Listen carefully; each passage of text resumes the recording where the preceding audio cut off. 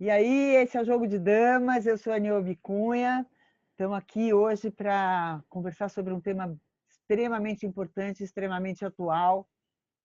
A gente está passando aí por uma questão bastante dúbia, né, em relação a leis, né? O país está atravessando questionamentos bastante sérios, né, e que podem comprometer a nossa cidadania. E a gente vai falar hoje sobre direitos humanos, e eu estou aqui com 3 advogados de 3 áreas diferentes, que vão dar para a gente vão formular aqui um debate para ajudar a gente a entender melhor essa situação toda que a gente está vivendo, né? A questão da legalidade, a questão dos direitos, a questão, enfim, de cidadania mesmo, né? Então, eu estou aqui com o Paulo Torelli, que é fundador do Movimento Muda OAB, advogado e professor de Direito Constitucionalista. Eu estou aqui com o nosso amigo Rubens Rodrigues Francisco, que enfim, é advogado, é filósofo, fundador do Movimento 9 de Julho, muito importante, que é um movimento que luta pelo resgate da valoração da nossa Constituição.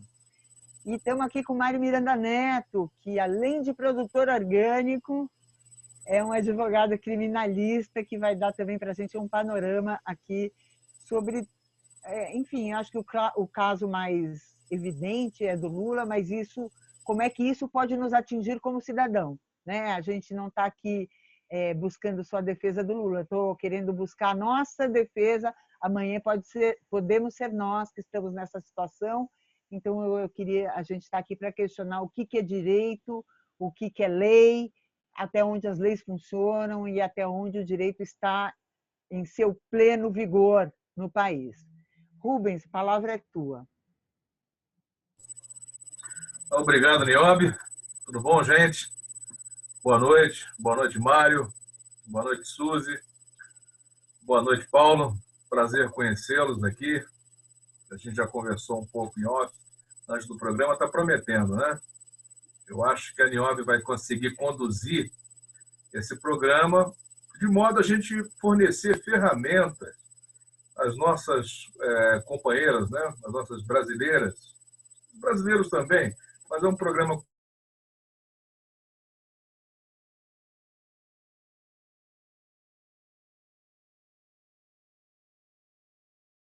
eu voto. Ou seja, naquele embate do dia a dia, da sua família, do convívio familiar, no ônibus, no metrô, no ambiente de trabalho, como você vai conseguir captar votos para o campo progressista? Isso passa necessariamente com os argumentos, com os fundamentos da desconstrução desse consenso fabricado em torno da prisão do Lula. E nós aqui, né, os advogados, nós somos advogados, 3 advogados aqui para tentar fornecer as ferramentas de linguagem para você derrubar aquele mito, aquela fantasia, aquele consenso fabricado, construído pela mídia, de que o candidato do povo, o candidato progressista, é um bandido e está preso. Tá? Então, para isso, eu conto com o apoio heróico aí do Mário, doutor Mário, né, criminalista, e do doutor Paulo, constitucionalista. E eu passo a palavra para o doutor Paulo, constitucionalista. Obrigado, uma saudação, uma alegria estar falando com vocês aí, com o Chico, o Rubens, com o Mário e coordenados aí pela Niobe. Eu acho que entrando direto no debate aí que tá próximo, né? A maioria da população brasileira, eu acho que seguramente mais de 30% do povo brasileiro sabe o que é arbitrariedade policial, o que é condenação sem provas, enfim, no dia a dia percebe o que é a ausência assim do respeito aos seus direitos. Em primeiro lugar, até não é um xiste, mas é importante dizer, né? Todo direito é humano, não existe um direito que não seja humano.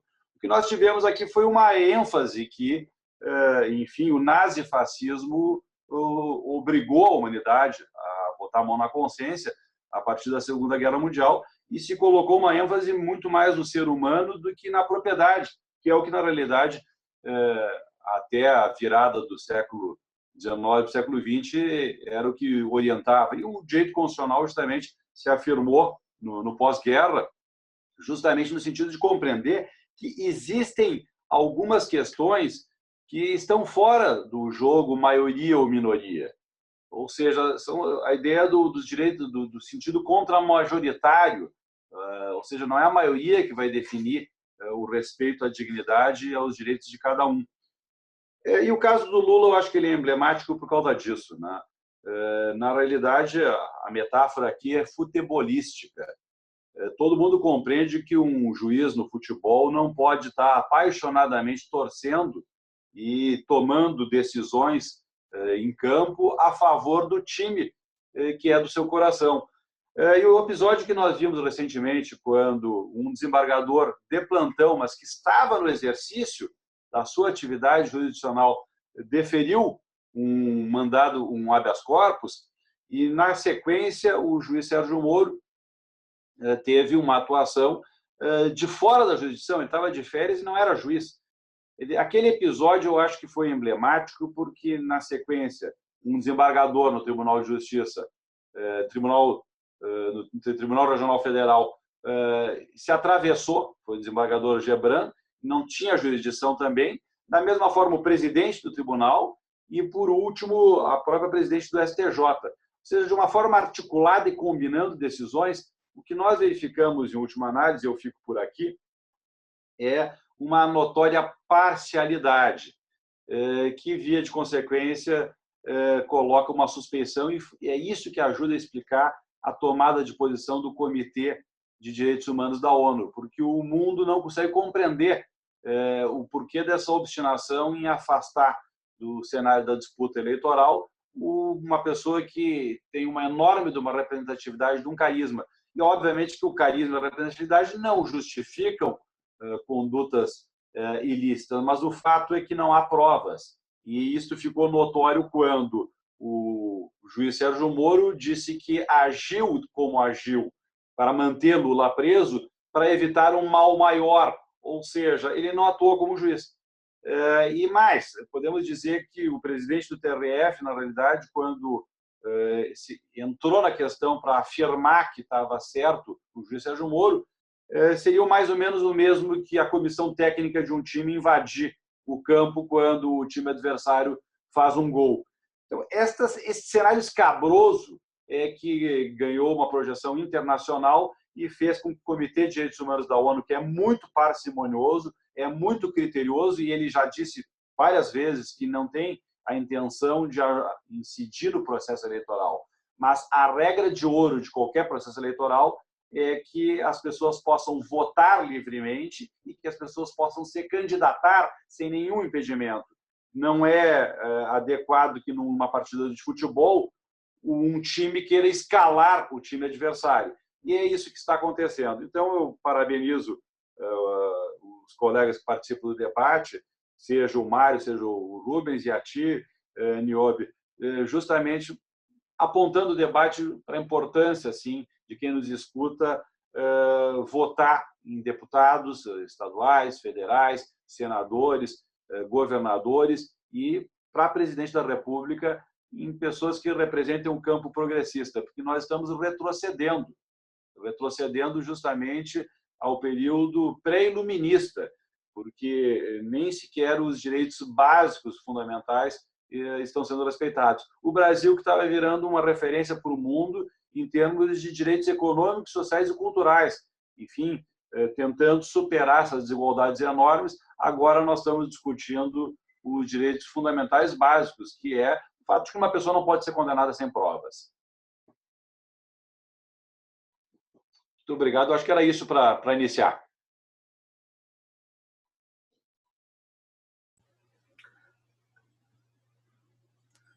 Então, a gente pode dar sequência e ouvir nosso amigo, nosso colega, também advogado, na seara criminal, lá do Rio de Janeiro.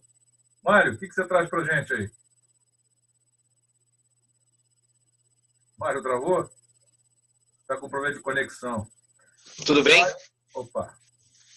Então, eu estava aqui sendo criterioso para não apertar o botãozinho do microfone para ouvir os colegas. Eu acho que essa discussão é uma discussão que transcende o ano eleitoral e a questão eleitoral, por mais que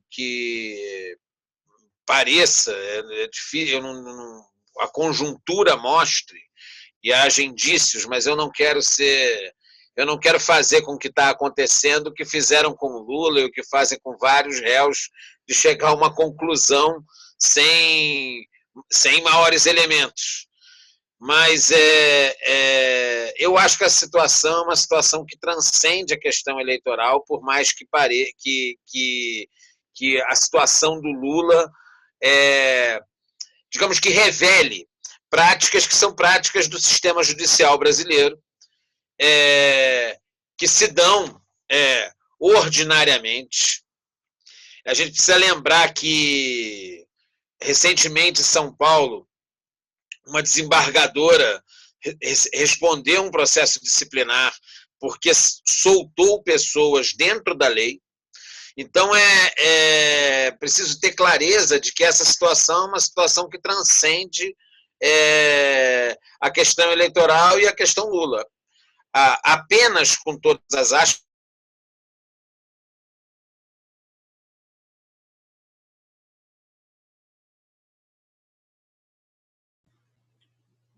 Paulo com problema de conexão, hein, Paulo?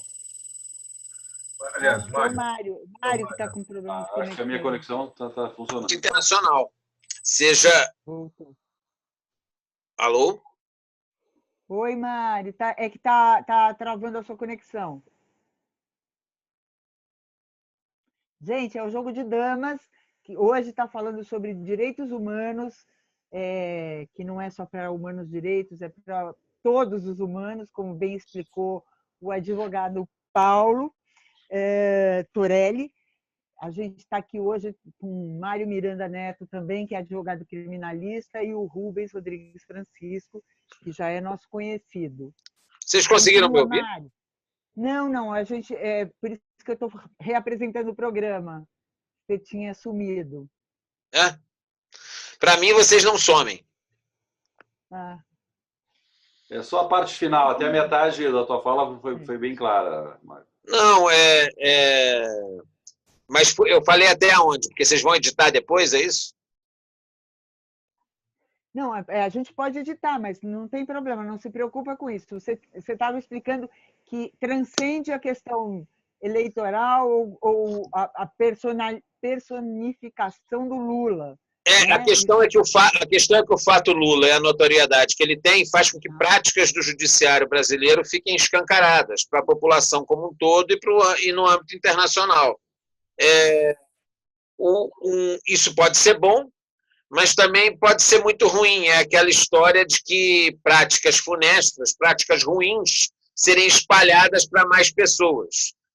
E não, digamos, determinadas práticas que, numa sociedade que formalmente diz que existe igualdade, mas que na prática é hierarquizada, tem uma série de problemas, digamos que as práticas ruins estão se espalhando, né? E não quando o Paulo fala do pré-iluminismo, é porque realmente a gente está vivendo execrações em praça pública, que talvez tenha a ver também com uma lógica de rede social, né? Que talvez esteja influenciando também na forma como as pessoas lidam com as situações. As pessoas fazem julgamentos sumários o tempo todo, repetem afirmações o tempo todo, sem procurar saber o que está acontecendo. E isso não é ruim só para o sistema de justiça. Isso é ruim para qualquer relação, isso é ruim para o jogo de futebol, conforme o Paulo estava falando, mas é ruim também para numa relação de trabalho. Imagina se um patrão começa a decidir se demite ou não demite os funcionários a partir da primeira fofoca que ele ouve, ou da primeira reclamação. Se os pais começam a tomar decisões em relação a seus filhos, inclusive até educativas ou disciplinares, a depender da visão, a partir do que um fala, sem saber o que de fato aconteceu. Então, isso é muito ruim, não só para para a justiça, é para o jogo de futebol, é para a rede social.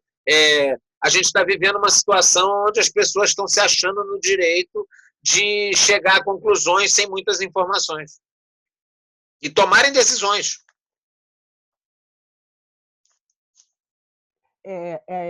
Acho que o caminho do programa está dado, né?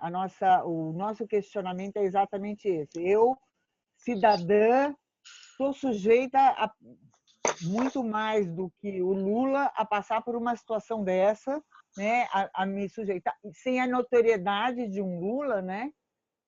Ou seja, e mais do que isso, a gente constatar que isso acontece, isso já vinha acontecendo há muito tempo, né?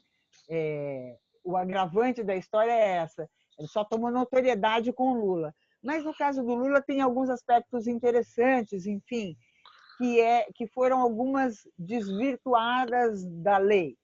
E eu trago esse desvirtuamento da lei por conta do discurso juridiquês que acabou sendo implantado nas redes sociais, nas televisões, nos jornais. Você abre um jornal, enfim, e é uma questão.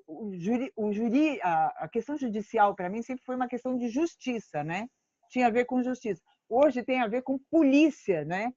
Está muito próxima a questão jurídica da questão policial.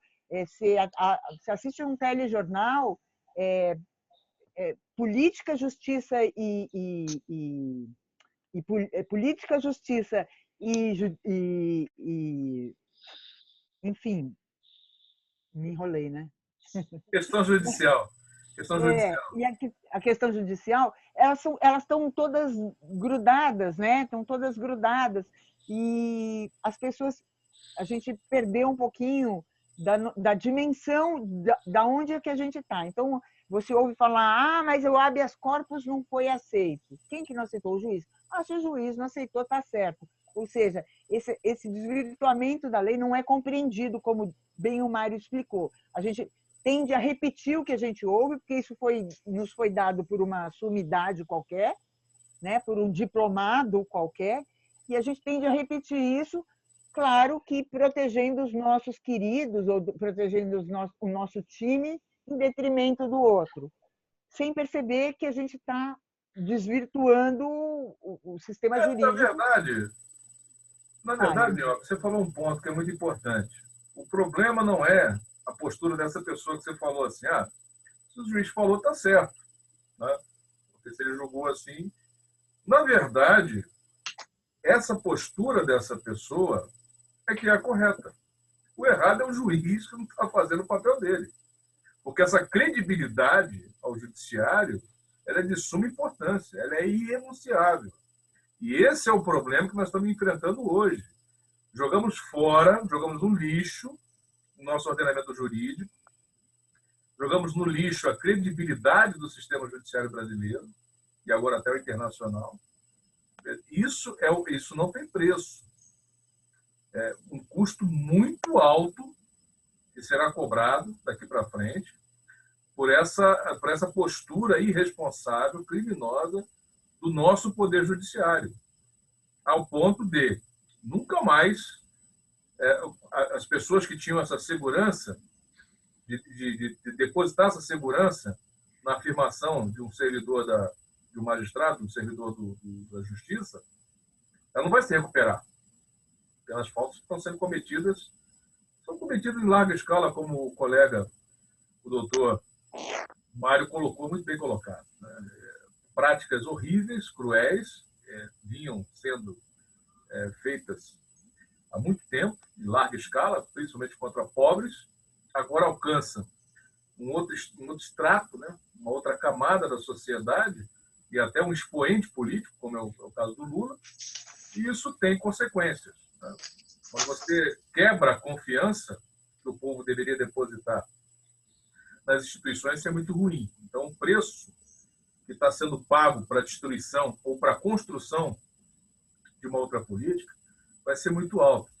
E acho que nesse ponto que a gente vai tentar aqui, juntamente com os colegas, o Mário e o Paulo, ele está fornecendo as ferramentas de linguagem para que, principalmente, porque a gente tem que lembrar que nós estamos a um mês das eleições, dentro de um estado de exceção, dentro de um golpe, né? Com interesses internacionais geopolíticos, como o pré-sal, coisa na ordem de trilhões de dólares. Então, tem muita coisa em jogo, né? E, às vezes, as brasileiras, né, as companheiras que estão aí em casa, no trabalho, na rua, nas agremiações, querem desenvolver ferramentas de linguagem para poder rebater, né, justamente a cooptação das outras agremiações, como também multiplicar seu voto, que isso é de suma importância. Essa eleição ela vai ser ganha no corpo a corpo. Então, cada um que sair daqui, que estiver ouvindo, e de repente conseguir construir uma forma de falar, uma forma de convencer, e conseguir transferir o seu voto, quer dizer, ampliar o seu voto para um outro que está te ouvindo, já é uma vitória. Se cada um que sair daqui... Mas o Rubem... Sim. Eu acho que uma relativa... eu acho que as pessoas sabem que um juiz pode ser injusto, e até os próprios juízes, até o pior juiz, sabe que ele pode ser injusto e que ele é falível. Por mais que ainda se mantenha alguns crucifixos atrás deles, no próprio Supremo. Então, e tanto o judiciário sabe que ele é falível, o sistema sabe que ele falha, é que ele tem as suas instâncias e tem a possibilidade de recurso. Só existe o recurso porque há uma dúvida em relação aos juízes. Também o problema não está, na minha opinião, nisso. O problema está nessa incoerência, né?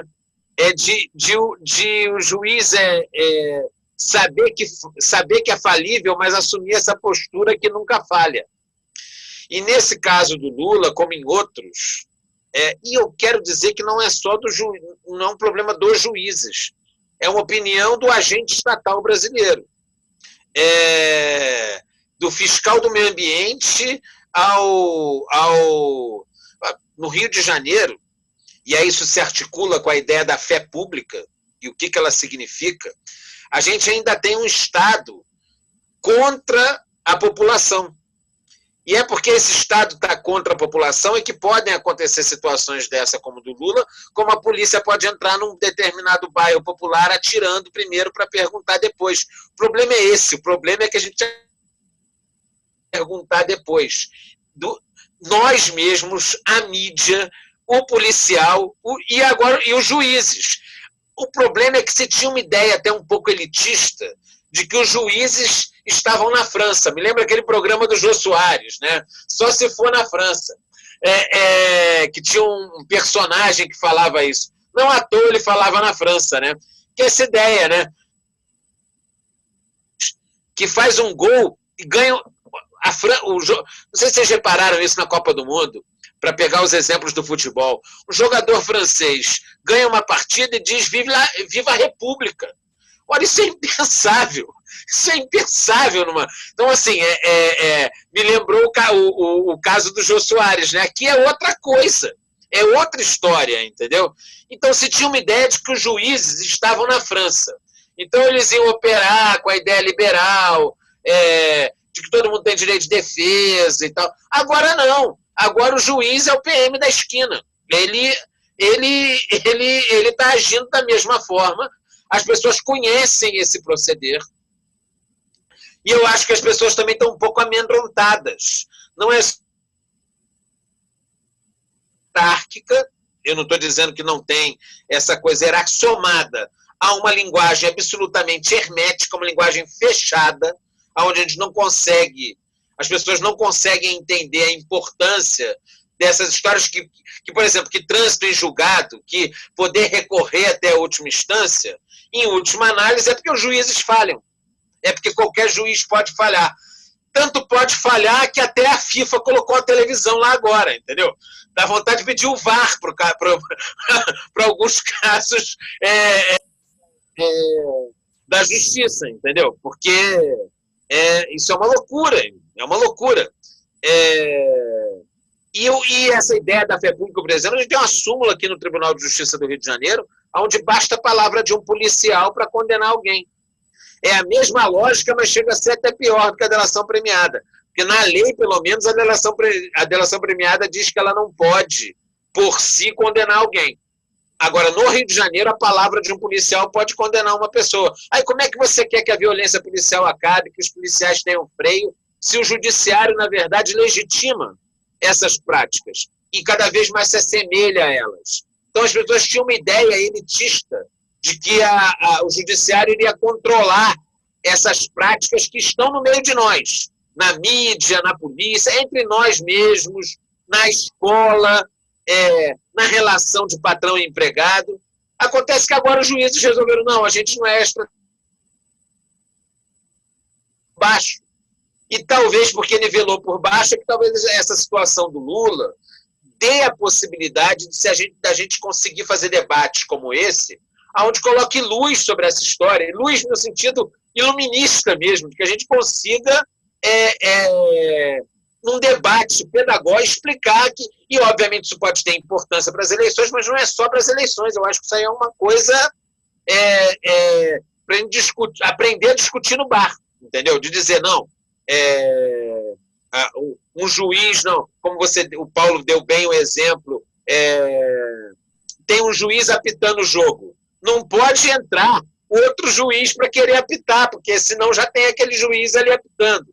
Se esse juiz se confunde com uma torcida, ou se esse juiz é contra uma parte, e já deu entrevista na televisão contra essa outra pessoa, esse juiz não pode mais falar, não pode mais apitar esse jogo. É simples assim, entendeu? Não tem muito o que falar. Porque se a gente vai para um conflito já sabendo que aquela pessoa é contra nós, a gente não quer, a gente quer evitar o conflito. Paulo? Não, eu queria contribuir, viu, justamente em cima disso que tu falava, Niobe. Quer dizer, a confusão entre política, justiça e, digamos, direito. Eu acho que é isso que o Mário Rubens está falando. Eu estou estarrecido até, Mário, com essa notícia de que tem uma súmula que realmente é pré-iluminista, dizendo que a palavra do policial ela define diante da palavra do particular sem nenhum outro elemento de prova. É uma coisa impressionante isso. E realmente isso é pré-Beccaria. Ou seja, o famoso autor que em 1764 fez uma síntese iluminista do que deveria ser o direito penal, da área de vocês, você conhece melhor do que eu não consigo imaginar essa prática judiciária nessa dimensão, ao ponto de se escrever uma súmula. Agora, isso diz tudo sobre o que está acontecendo no processo do Lula. E a solução ali, em qualquer parte do mundo, é rigorosamente a anulação do processo desde o início. Quer dizer, o que se deve fazer, rigorosamente, é reconhecer que o juiz que condenou não tinha imparcialidade. E a metáfora do futebol é perfeita. E isso realmente é o que está chamando a atenção da ONU. Aliás, eu falei no início e vou repetir. O Comitê de Direitos Humanos da ONU é muito rigoroso antes de tomar uma posição. Ele já tinha, há um ano atrás, inclusive, indeferido um pedido do Lula. Agora ele deferiu por quê? Por conta desse episódio que ocorreu com o desembargador Rogério Favretto, que era o único que, de fato, era juiz. Concorde-se ou não com um juiz plantonista emitir uma ordem de habeas corpus, deferir um habeas corpus, ele era juiz. Os demais fizeram política no sentido estrito da palavra, e baixa política, porque chegaram a dizer que estavam fazendo aquilo para evitar um mal maior. O mal maior é as convicções políticas e ideológicas deles. E aí, evidentemente, que aqui há uma confusão enorme que compromete a ideia de que todo o poder emana do povo, que é o artigo 1º da nossa Constituição. Então, é claro que esse debate transcende o processo eleitoral. Agora, o que ocorrer na eleição deste ano vai definir o futuro do Brasil. Na fala da Niobe, de todos vocês, está presente, inclusive, a crítica que tem uma raiz lá na própria obra do Sérgio Buarque de Holanda, né? A tradição patrimonialista do Brasil, a ideia do brasileiro cordial, que é uma tentativa do cidadão conviver com uma sociedade extremamente autoritária, que toma um caminho de que aos amigos vale tudo e aos inimigos o rigor da lei. Que, aliás, ele vem se basear até na obra do Vitor Nunes Leal, que foi o grande ministro do Supremo, foi caçado pela ditadura, pelo AI-5. Então, a tradição patrimonialista está presente mais do que nunca. E eu digo isso porque eu tenho defendido já há algum tempo. Só quando começa a falar em uma nova constituinte, eu acho que seria um equívoco. Agora, equívoco por quê? Porque, obviamente, a sociedade está desmobilizada e, na realidade, a nossa Constituição, em termos de proteção dos direitos, seja os direitos de primeira geração, esse da liberdade, da igualdade, da liberdade de expressão, ou seja, nos direitos econômicos, sociais e culturais, a segunda geração dos direitos, ela está muito bem, obrigado. O nosso problema é de legitimidade das instituições. E onde é que vai se resgatar a legitimidade das instituições? Eu acho que o Conselho Nacional de Justiça deveria minoritariamente ter representação de juízes. A maior parte do Conselho Nacional de Justiça deveria ser composto pela sociedade civil. Da mesma forma, eu acho que não caberia mais ao Congresso Nacional autorizar a realização de plebiscito e referendo. Eu acho que deveria estar claro na Constituição que um determinado número de assinaturas de cidadãos poderia convocar um plebiscito e um referendo justamente para definir questões fundamentais. Por exemplo, o pré-sal hoje. Imaginemos 3% do eleitorado. Isso aí dá em torno de 6 milhões. 6 milhões de pessoas vão lá e dizem, olha, eu quero um plebiscito para definir se o pré-sal pode ser explorado por companhias petrolíferas estrangeiras ou não. Eu acho que esse é o caminho pontual para se relegitimar as instituições brasileiras e, obviamente, se democratizar a democracia brasileira, que não é nada democrática. E aí voltamos ao tema da eleição. A ampla maioria do Congresso Nacional é formado por milionários, brancos e homens. Então, isso é uma distorção. Nem nos Estados Unidos isso não funciona assim.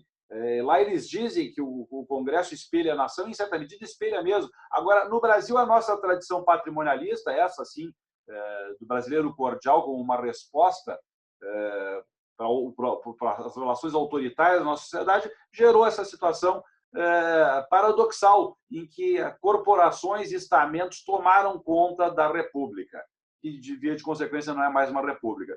Para não dizer que eu falei apenas do Judiciário, que deve ter um Conselho da Magistratura com minoria de juízes e maioria da sociedade, eu não falei apenas do Congresso Nacional, que não deveria mais, como está na Constituição, ter a palavra para autorizar ou não o plebiscito. Que é importante se dizer que, em 2013, naquela primavera que aconteceu no Brasil, houve uma proposta, sim, da presidenta Dilma, de se fazer plebiscito e referendo. E o Congresso disse não. Por quê? Porque não queria perder o controle que tem, a verdadeira apropriação que tem do mando e da autoridade no país. Mas, falando do Executivo, eu acho que está na hora de implantar no Brasil também o recall, ou seja, como funciona em várias partes do mundo. Também um percentual da população, diante de uma queda de legitimidade, e é importante dizer isso, a popularidade do Temer é muito menor do que a popularidade da presidente Dilma quando ela sofreu impeachment. Um percentual da população pode convocar um recall, que chamaria um plebiscito, que seria o recall mesmo, que é justamente como vem a expressão, até que é usada no direito do consumidor, né? Quando tem uma falha nos produtos, se faz o recall. O recall é exatamente isso. Quer dizer, imaginemos também 3%, 4% da população, em vez do Aécio Neves começar a querer patrocinar o golpe, ele que fosse coletar 9 milhões de assinaturas e o povo fosse decidir se o mandato continua ou não.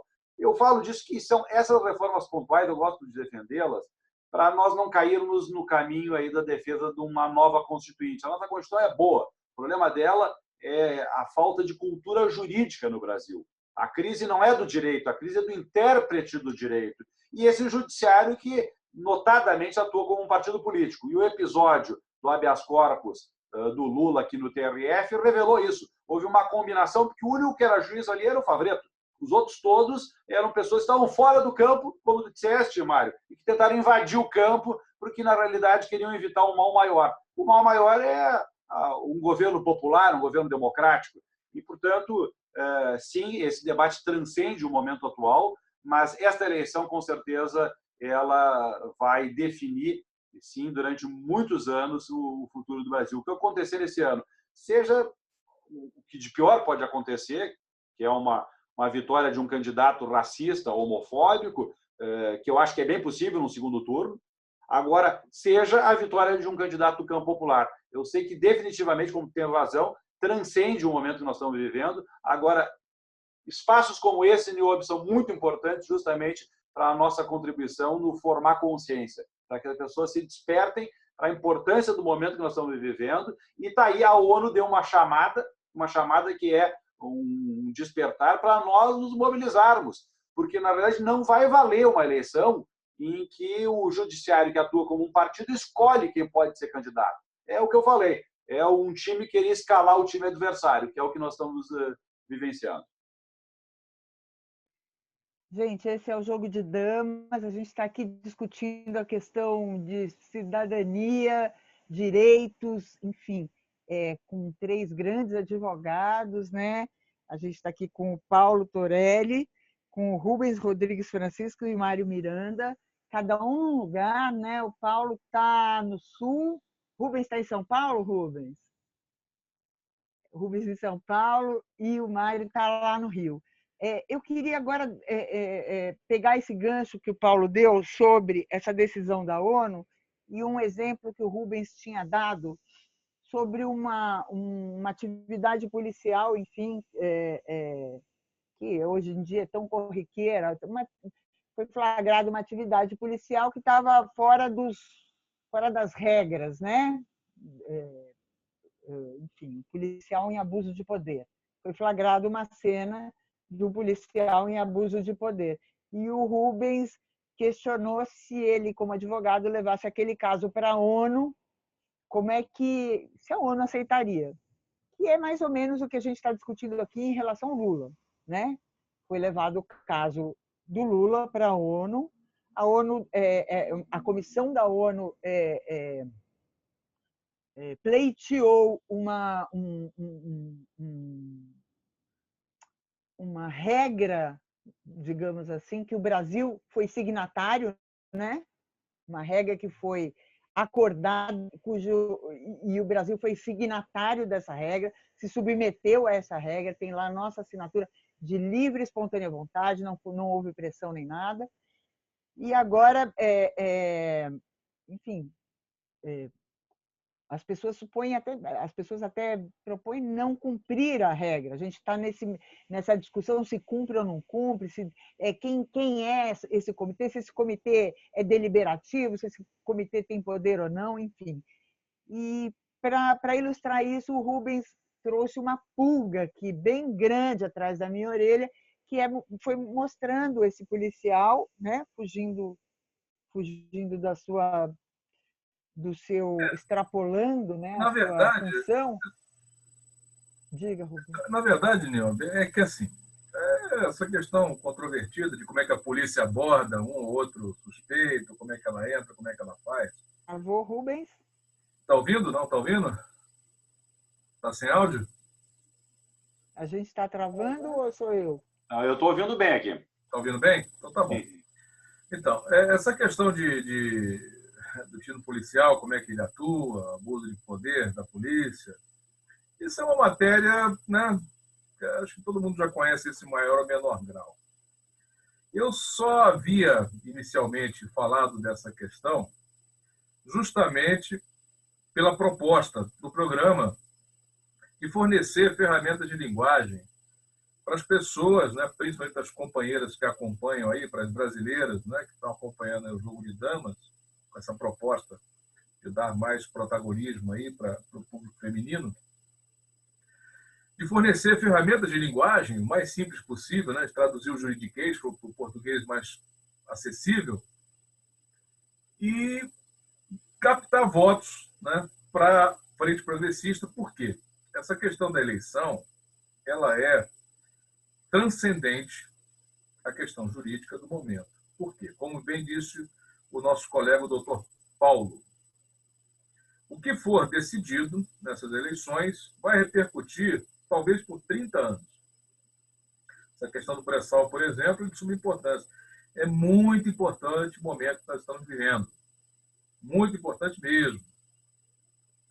Eu separei aqui vários vídeos, mas eu acho que o que está mais, em função do desenvolvimento do programa, excelentes ponderações aí do Mário, né, pelo aspecto aí pragmático do criminal, da realidade do Rio de Janeiro, né, como é que a coisa ela chegou ao ponto da magistratura se equiparar, né, a uma delegacia de polícia, né, enquadrando e prendendo, e como o Dr. Paulo também trazendo essa macrovisão da Constituição, que a nossa Constituição é excelente.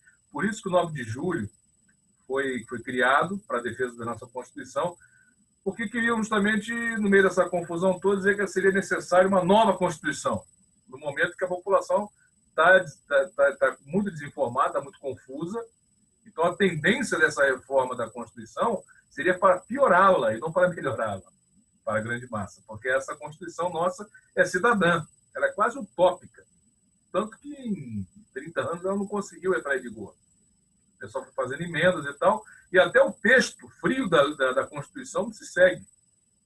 O Supremo simplesmente está ignorando a nossa Constituição Federal e fazendo o que quer e o que bem entende.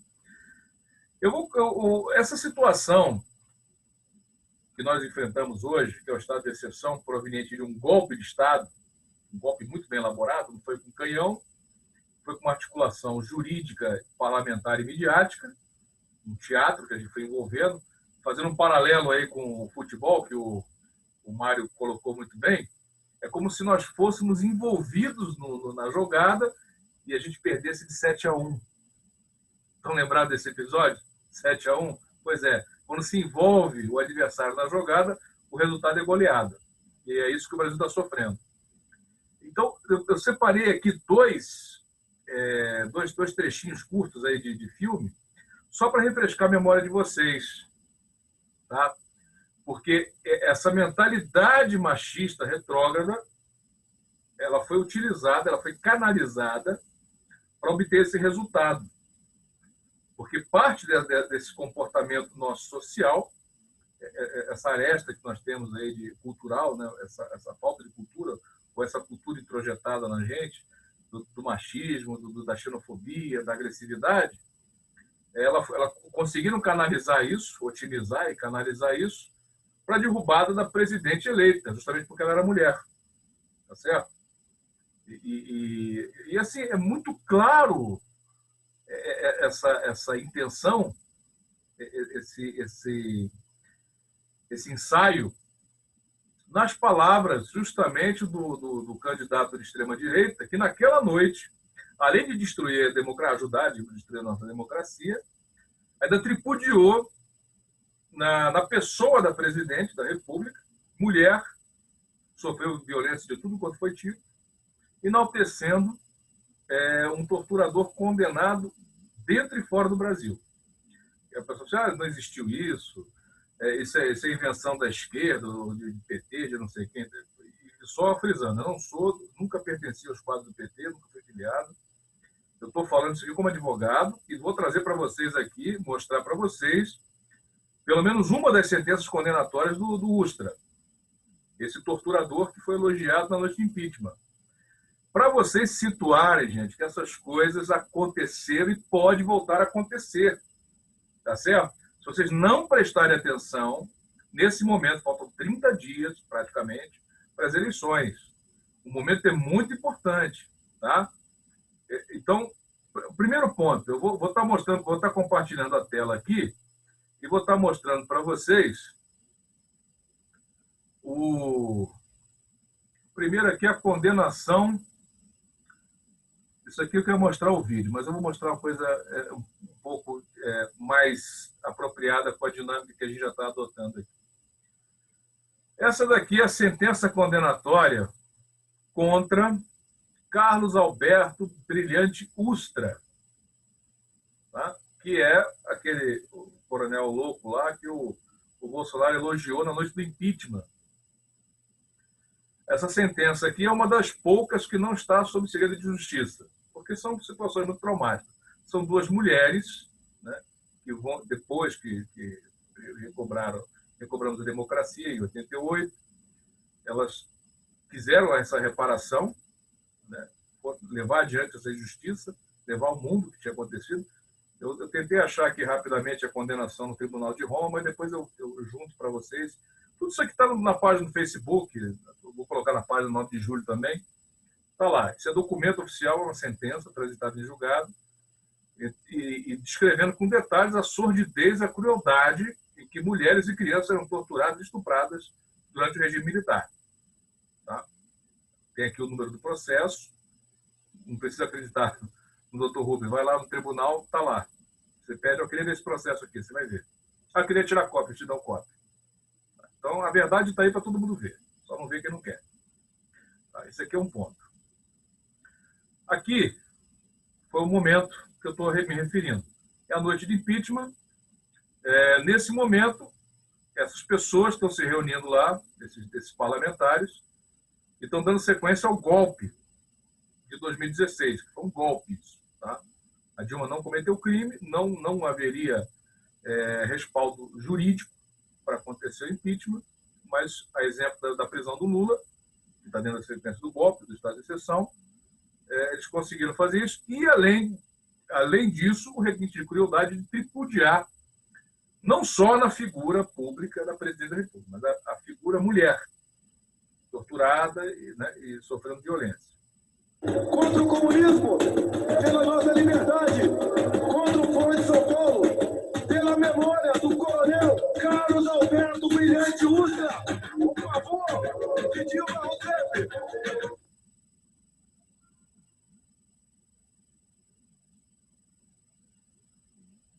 Então, pessoal, aqui,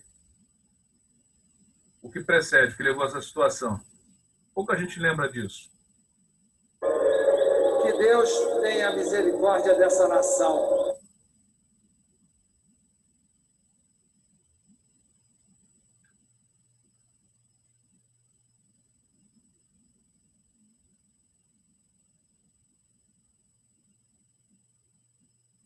Parou o compartilhamento de tela, que eu não estou muito acostumado com isso aqui.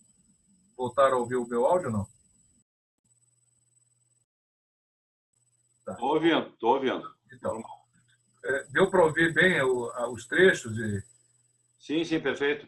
Perfeito, então. Eu só não acho que seria adequado, neste momento, mostrar a imagem do cidadão, mas está bem. Não, bom, mas veja bem. É ilustrativo, é só ilustrativo. Não, mas é ilustrativo no seguinte sentido. Ele está falando do Ustra. Tá certo? Então, o Ustra, que ele está elogiando, que era o terror de Dilma Rousseff, não era só o terror de Dilma Rousseff. Né? Como eu posso mostrar aqui novamente, compartilhar aqui a tela, esse cidadão aqui é que está sendo elogiado pelo outro cidadão lá, Carlos Alberto Ustra, sentença condenatória. Por quê? Por tortura, crime de violência. Tá? Então, quando uma pessoa fica naquela posição lá, sobe ao púlpito do Congresso Nacional, para tirar uma presidente eleita legitimamente e, ato contínuo, elogia, enaltece um estuprador e torturador condenado, você vê bem a nossa situação, o perigo que a gente está passando, o risco que estamos correndo. Então, é nesse sentido. Botei na sequência o Cunha, né, que acho que pouca gente lembra dessa frase também, né, quando ele deu seguimento ao impeachment, o que ele fala? Que Deus tem misericórdia dessa nação. Rindo, porque já sabia que estava por vir. E daí, de lá para cá, né, aumento da gasolina, desemprego, a derrocada das nossas empresas, a destruição do país. E eu lembro uma frase de um sábio chinês, um filósofo, né, Lao Tse, filósofo chinês. Ele dizia que nada é tão ruim que não possa piorar. E o Brasil pode piorar muito em outubro. Então, Vocês peguem esses vídeos, as palavras maravilhosas de todos os colegas que estão aqui contribuindo, a condução da nossa âncora Niobe, sirvam-se disso, procurem aprimorar o conhecimento, os argumentos, ampliem seus votos progressistas. Não se recolham, não tenham vergonha. Ah, o meu candidato é um presidiário, foi condenado 2 vezes, está lá. Olha, não é mais aqui aquela fala solitária do Dr. Rubens aqui com a Niobe. Trouxemos aqui um reforço de peso, né? Um grande criminalista carioca e um excelente constitucionalista gaúcho. Então, aqui, nós 3 estamos falando para vocês aí de casa, para vocês que estão assistindo no trabalho, para as arquitetas, para a dona de casa, para a doméstica, para as costureiras, o pessoal que está acompanhando aí o jogo de damas, tá certo? 3 advogados, cada um de um lugar do Brasil, aqui falando: o processo do Lula é uma fraude. O único objetivo desse processo é consumar o golpe de Estado de 2016, que tirou a Dilma da presidência, a primeira mulher presidente do Brasil. Então, isso é muito emblemático. E se vocês lembrarem aí do que eu estou colocando, ele não só tira a presidente eleita, a primeira mulher presidente eleita do Brasil, como elogia um assassino, torturador e estuprador. E esse é o futuro que eles querem para o país. Então, pensem bem. Multipliquem seus votos. Saia de casa, vamos à luta. Eu tinha uma pergunta para o Paulo, já que ele é um advogado constitucionalista, eu queria que ele me explicasse um pouquinho o que significa o Brasil não seguir essa orientação da ONU, né? O que isso implica? Bem, Niobe, na realidade, falando até, vou ter que falar um pouco técnico, mas vou ser bem sucinto. No direito, os colegas que são advogados têm bem presente isso, é muito forte a divisão entre direito público e direito privado. Ou seja, todas aquelas disciplinas, as áreas do direito que trabalham as relações do Estado são chamadas de direito público. Então, é o direito tributário, o próprio constitucional, o direito administrativo, o processo civil e penal, tudo é considerado direito público, que é a presença do Estado. E o direito privado são as relações privadas, o direito civil, o direito comercial. Só que essa divisão, em primeiro lugar, ela é mais decorrente justamente de uma visão liberal, de uma visão clássica, por um lado a sociedade civil, por outro lado o Estado. Eu digo isso porque o que é mais importante, e é pouco esquecido, é um conceito, que é um conceito indeterminado da teoria geral do direito, que é a ideia das normas de ordem pública. As normas de ordem pública são aquelas normas que expressam um mínimo imprescindível para a convivência social. No Brasil, por exemplo, a legislação trabalhista é uma norma de ordem pública. Ninguém pode fazer um contrato, por enquanto, de trabalho de 80 horas semanais. E aí vai dizer, não, mas é uma relação para-privada, é o empregado e o empregador, são 2 particulares, mas é uma norma de ordem pública. Ela não pode ser desrespeitada. Por quê? Porque é uma regra mínima para a convivência. Os direitos humanos expressam normas de ordem pública internacional. O caso do Lula, ele é polêmico porque envolve um político, mas um político muito carismático, reconhecido no mundo inteiro, e o mundo olhava, afinal, cometeu crimes com tantas mazelas e tantos políticos malfeitores, o mundo olhava desconfiado. E a violação do direito humano, no caso ali, é do devido processo. Ou seja, não se respeitou as regras do processo, que são normas de direito público. Não se respeitou uma regra elementar, que quem julga não pode ser apaixonado por um lado ou por outro, tem que ser imparcial. Mas eu posso dar um outro exemplo, Niobe, para responder a tua pergunta. O que é uma norma de ordem pública internacional inequívoca? Um país que resolva colocar na sua Constituição a tortura e a escravidão.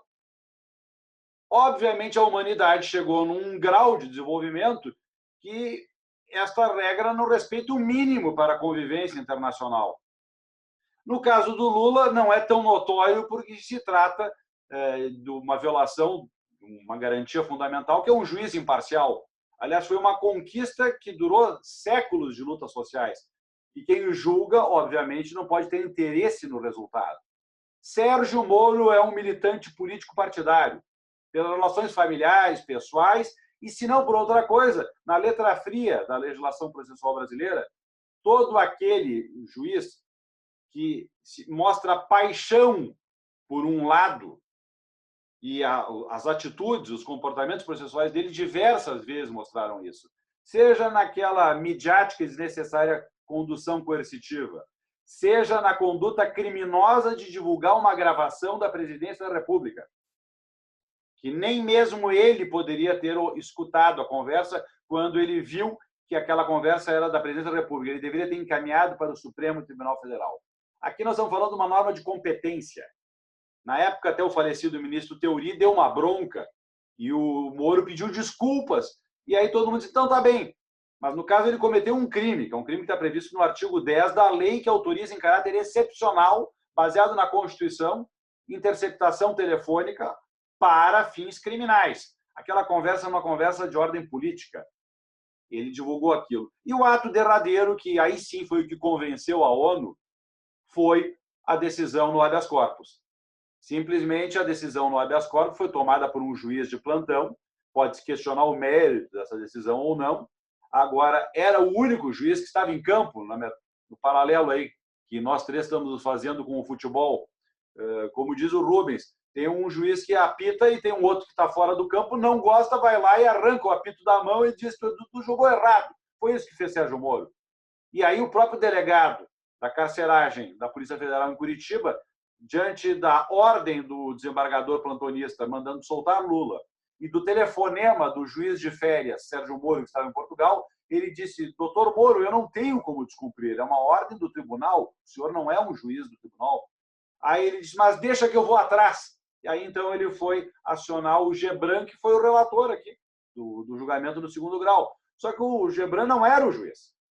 Ele deveria aguardar a segunda-feira, que aí o processo seria distribuído para ele, e mesmo ele sozinho não poderia rever a decisão do plantonista. Ele teria que levar para a turma.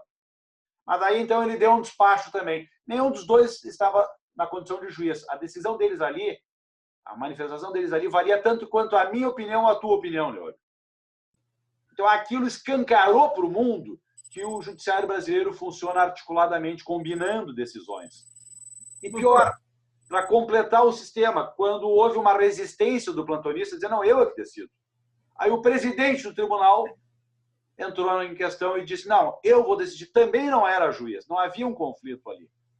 Então, isso revelou para o mundo que o judiciário brasileiro funciona combinando decisões, e combinando ideologicamente, partidariamente. Portanto, a solução técnica, à luz do bom direito, é a anulação desse processo desde o início. E, obviamente, a ONU está preocupada com a legitimidade do processo eleitoral, porque a ONU faz um score, inclusive, para verificar que países respeitam eleições periódicas, em que há liberdade de voto, que as pessoas podem votar livremente, e que todo mundo que quer ser candidato pode ser candidato. Porque tu não pode escalar o time adversário, que é o que o judiciário está fazendo, está dizendo que Lula não pode ser candidato. Então, a decisão da ONU ela foi tomada no âmbito de um comitê, mas que o Brasil assinou o pacto facultativo dizendo que submetia a isso. Algumas pessoas têm dito, mas não é um órgão jurisdicional internacional.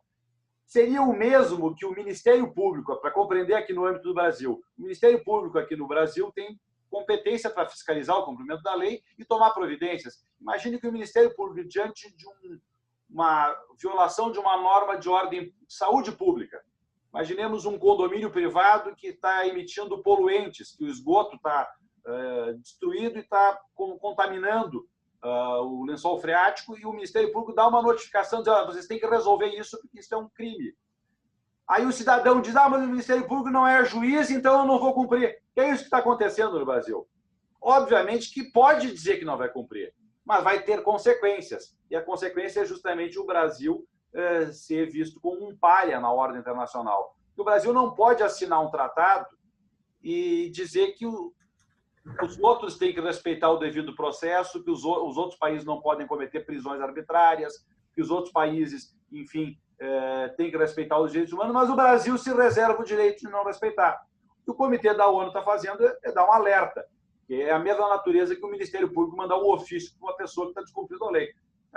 Obviamente que tudo se pode fazer, só que não é o dever ser jurídico. As pessoas podem cometer atos ilícitos. E, no caso, a ONU está dizendo que a manutenção da prisão de Lula nos termos que está feito, o impedimento dele ser candidato, é uma decisão ilícita que viola um direito humano fundamental num país que se pretende uma democracia. Doutor, o senhor tocou num ponto aqui que eu achei assim, é uma coisa que me intriga. O senhor pode me ajudar? Só um minutinho, Rubens, só um minutinho. Tem algum grilinho aqui de som, não sei de quem que é. E depois eu queria que encaminhasse o Mário, que eu queria ouvir um pouquinho do Mário também. Beleza. Não, só queria fazer uma pergunta, porque ele falou uma coisa que eu achei muito importante quando ele narrou do Favretto. Isso o Mário também vai me ajudar. É o grande mistério. O Paulo falou muito bem que ainda que fosse para o Gebran, na segunda-feira, né, ele não poderia julgar sozinho. Teria que ser um julgamento colegiado. Mas aí eu pergunto, doutor, ele ia julgar o quê? Quem recorreu contra o HC do Lula para que fosse julgado? Me responde essa pergunta, doutor. Isso é uma coisa que está me intrigando. Não, mas a resposta é muito técnica. Até recentemente eu disse num programa de televisão aqui em Porto Alegre. É muito técnica. Eu disse isso cobrando, inclusive era um debate com um representante do Ministério Público. Tecnicamente, a forma de se cassar uma decisão liminar dada por um plantonista, neste caso concreto, era um mandado de segurança. Não, peraí, doutor, calma aí. Caçar liminar, tudo bem. Mas caçar habeas corpus? Não, perfeito, mas era possível. Decisão teratológica. Eu estou falando apenas tecnicamente. O que caberia ali, o caminho jurídico, jurisdicional, seria um mandado de segurança movido pelo o Dallagnol ou qualquer outro integrante do Ministério Público. Provavelmente o Dallagnol, naquele domingo, estava fazendo um PowerPoint e não se atinou que o caminho técnico era um mandado de segurança. O mandado de segurança seria distribuído por o próprio plantonista. Por óbvio, o plantonista não poderia julgar um ato dele mesmo, e ele teria que mandar redistribuir. Caberia, aí sim, ao presidente ou algum outro integrante do tribunal apreciar. Por quê? Porque a acusação é que a decisão do Favretto teria sido muito equivocada. Uma decisão teratológica, se usou muito. Bom, mas este seria o caminho técnico. Eles não adotaram, eles funcionaram como um partido político. Não, sim, mas... Telefonando um para o outro, tomando decisões premeditadas e articuladas e combinadas. Eu estou falando qual seria o caminho processual. Está me indagando sobre o mérito da decisão. Não. Veja bem, uma decisão de qual pedido? Quem que pediu? Quem que recorreu? Não, no caso concreto, não houve recurso nenhum. Eu estou falando que o Ministério Público é que deveria ter entrado com o mandato. Não, doutor, olha só, presta atenção. Olha só. Não, foi de ofício. O Moro atuou como se ele fosse o promotor, o acusador e o julgador. Evidentemente. Não, mas é que tá. Ele atuou como? Como que, assim, deu uma decisão. A Laurita deu uma decisão. Mas em cima de qual pedido? Não houve pedido. Ele atuou de ofício. Ele tomou a iniciativa de dizer não cumpra essa decisão do desembargador plantonista. E lembrando que ele não era nem juiz da execução, né? Exatamente.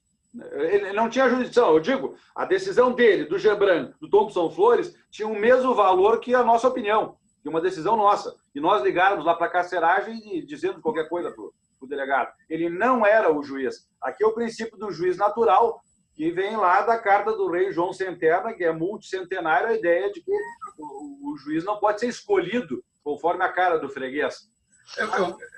Eu vou imitar outra caricatura política. Nação brasileira, preste atenção. Contra a decisão do Favretto, houve um recurso auricular, um telefonema. Não cumpre não. É isso? Foi isso? Mas ele não precisa me dizer, o Brasil inteiro sabe disso. Mas, Rubem, Deixa eu voltar umas coisas aqui que da tua fala e da fala do Paulo eu fiquei anotando aqui. Primeira coisa que eu queria te perguntar, é uma pergunta que talvez seja polêmica, mas eu acho que ela é importante para essa discussão. Que até o Ustra tem direito de defesa. E assim, essa sentença do Ustra aí transitou em julgado? Sim. Transitou em julgado. Ok. Que esse é o ponto. E se foi até as últimas instâncias. Porque é preciso lembrar que o próprio Bolsonaro, isso precisa ser explicado, que o Bolsonaro, por uma questão de coerência e racionalidade, ele deveria defender o Lula nessa situação, e que o Lula viesse para as eleições. Porque o Bolsonaro foi beneficiado por uma decisão do Superior Tribunal Militar quando ele, quando era capitão, achava que o soldo estava baixo e estava fazendo curso para ser oficial superior na URCA, e aí tem várias especulações, mas enfim, inclusive que queria explodir o gasômetro no Rio de Janeiro, enfim, N coisas, e ele acabou sendo absolvido no Superior Tribunal Militar. Mas digamos que esse episódio, e é isso que eu quero chamar a atenção, esse episódio judicial, ao mesmo tempo que o alçou, o tirou da sua carreira natural, que era a carreira militar.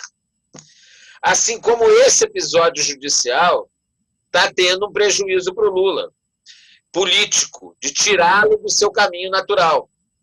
Assim como o André Esteves, nesse processo da Lava Jato, banqueiro, e note bem, o caso do André Esteves, acho que talvez seja mais fácil de explicar para o senso comum o nível e o contexto que a gente está. O que aconteceu com o André Esteves, não estou querendo dizer que ele fez o que ele não fez, não conheço o processo, mas ele acabou sendo absolvido. Inclusive com o Lula, no mesmo processo de Brasília. Ele foi acusado e saiu da presidência do banco, teve prejuízo financeiro enorme, que aí o banco teve prejuízo pelo seguinte, porque numa conversa onde ele não estava, duas pessoas que estavam conversando, foi gravado que ele cometeu um crime. Então é como se eu e você gravássemos uma conversa dizendo que o Paulo e a Niobe cometeram um crime e aí o Paulo e a Niobe vão ser presos, sabe? É uma loucura, porque aí qualquer conversa de duas pessoas falando de uma terceira e essa terceira pessoa é presa. Então o nível que a gente chegou é muito grave em termos de um autoritarismo e de um judiciário que sai prendendo as pessoas efetivamente na base da fofoca, ou seja, duas pessoas conversaram dizendo que uma terceira cometeu um crime, essa gravação foi levada, a terceira pessoa foi presa. Dane-se. Essa terceira pessoa foi presa. E acho que isso tem a ver com uma ideia que no Brasil tem essa história de que ser processado é um problema. Quando, na verdade, em toda a tradição iluminista, na tradição ocidental, o processo é uma defesa do cidadão contra o Estado. E o processo, inclusive, é das partes. Então, assim, você tem situações em outros países que as folhas do processo estão soltas e sequer são numeradas, porque é interesse da parte que o processo exista, porque o processo é instrumento de defesa dela. No Brasil, o processo é do juiz. O andamento que vai para a tela processual é a edição do juiz sobre o que está acontecendo no processo. Então, o processo não é um instrumento de defesa do cidadão, como a teoria ocidental pensou. A hierarquia no Brasil, a mentalidade escravocrata, o Estado colonial, somada à inquisitorialidade, a perspectivas religiosas, ao militarismo, ao coronelismo, enfim, a tudo isso. Ao militarismo, inclusive, até eu não quero ser injusto, porque essa é uma das outras esquizofrenias, né? O maior orgulho das Forças Armadas brasileiras é ter lutado contra o fascismo e contra o nazismo. De repente, isso apagou da história militar. Que venceu determinados irrazoáveis. É preciso dizer que existiram militares legalistas em 55, que evitaram o que aconteceu em 64, que era para ter acontecido em 55. Mas, enfim, essa é uma outra discussão. Eu só estou querendo chamar a atenção que esse caldo todo autoritário eu vou chamar de autoritário, mas com todas essas vertentes, faz uma situação, cria uma situação de que o processo judicial não é instrumento de defesa. E isso entra numa discussão que a Niobe estava falando lá atrás do julgamento moral e político e do julgamento jurídico, digamos assim. É compreensível que o julgamento moral e o julgamento político ele seja mais raso, mas a disputa que se tinha era em termos de civilidade, que os aspectos do contraditório, do direito de defesa, de ninguém ser condenado tendo uma outra oportunidade, juiz, que a visão para decidir aquilo fosse imparcial. Na verdade, tem uma gíria, inclusive, que tem a ver com prisões. Vocês sabem qual é a gíria no Rio de conflitos? Chama-se desenrolo. Sabe por que se chama? Vamos desenrolar isso aí. Sabe por que se chama-se desenrolo? Porque na ideia do preso, é preciso desenrolar todo o fio do novelo até tomar uma decisão sobre o que fazer. E aí é louco isso, né? Porque é um instrumento de defesa, o preso fazendo diferente, não querendo se igualar ao Estado. Porque o que a gente está vendo é que chegou nessa elite jurídica, ou nessa elite francesa que eu estava dizendo lá atrás, raso, no julgamento das redes sociais. E essas ideias que eu acho que o Paulo aí fala de cultura jurídica, eu acho que a ideia de cultura jurídica lato sensu era isso, chegar mais perto do senso comum, de que todo mundo tem que ter direito de fala, todo mundo tem que ter um mínimo de civilidade que a gente não está tendo, entendeu? E é claro que o episódio do Lula faz isso aparecer. Mas eu vou insistir inclusive lendo a tal súmula 70 que eu estava falando, que o Paulo estava surpreso. Deixa eu só... Está aqui, ó. Súmula 70. Testemunha exclusivamente policial. O fato de restringir-se a prova oral a depoimentos de autoridades policiais e seus agentes não desautoriza a condenação. É isso. Basta um depoimento de um policial, súmula 70, Tribunal de Justiça do Rio de Janeiro. Só jogar na internet. E isso explica boa parte da violência no Rio de Janeiro. É impressionante, né? Isso explica boa parte da violência do Rio de Janeiro, explica o vídeo, é um elemento para explicar o vídeo que o Rubem colocou, porque o policial perante o juiz pode dizer outra coisa. E ali ele foi filmado, mas ele pode, inclusive, dizer, não, é porque não pegou bem na imagem, esse senhor de bicicleta fez algo antes. Enfim, o que eu estou só dizendo assim, é que a palavra da autoridade estatal, ela tem um peso desproporcional, por isso que a gente não tem igualdade, né? A gente não tem igualdade mesmo. E por isso que o Estado brasileiro é assustado, por isso que as pessoas também estão tão afastadas da política, porque, na verdade, a ideia de política é como, é mais um que vai lá dar cacetada na gente, porque o Estado, e todas as vezes que o Estado começa a fazer algo que a população entende que ele não pega tão pesado, vem um contravapor para ele. Não, o Estado não é para isso, o Estado é para dar pancada nas pessoas. E é preciso dizer que essa tradição autoritária também pegou algumas pessoas do campo progressista. Esse é um debate que tem que ser feito de fundo, entendeu?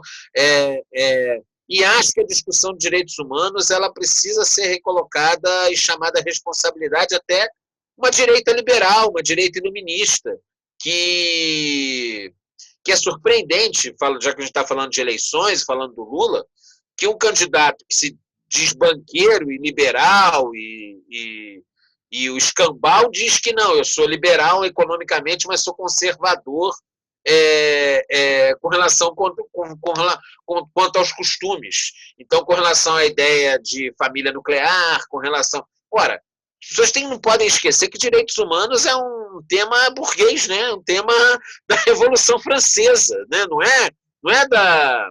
Ele ganha força na sociedade ocidental, existe uma carta também do regime soviético com relação a direitos humanos, pouco conhecida, mas existe, mas ele ganha notoriedade na Revolução Burguesa, na Revolução Francesa. E isso, de uma hora para outra, virou o tema isso eu acho assim, isso eu acho realmente, como é que os direitos humanos virou um tema do que é dito como esquerda radical. Isso realmente é uma coisa que é difícil para mim entender.